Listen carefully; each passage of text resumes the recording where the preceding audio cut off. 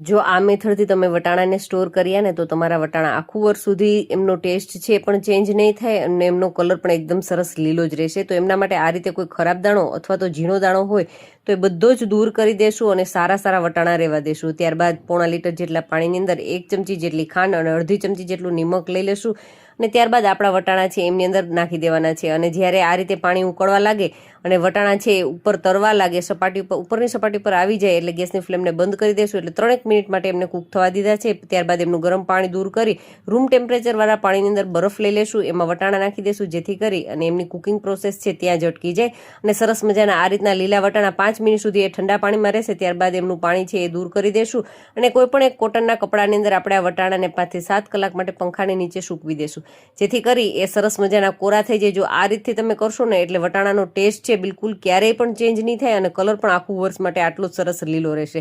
હવે આપણે એમને જીપલોક બેગની અંદર ભરીશું. તો એમાં એક વાત યાદ રાખવાની છે કે જીપલોક બેગ હંમેશા નાની જ લેવાની. જેટલી આપણે એક વખતમાં જરૂરિયાત હોય ને એટલા જ વટાણા છે આ રીતે ભરવાના છે અને એમને વધારે ઓવરફિલ ક્યારેય નહીં કરીએ, નહીંતર એમનો કલર અને ટેસ્ટ બંને ચેન્જ થઈ જશે. તો બસ આ રીતે તમે વટાણાને સ્ટોર કરી જ્યારે જરૂરત હોય ત્યારે ઉકળતા પાણીની અંદર 1 મિનિટ માટે રાખશો એટલે આપણા વટાણા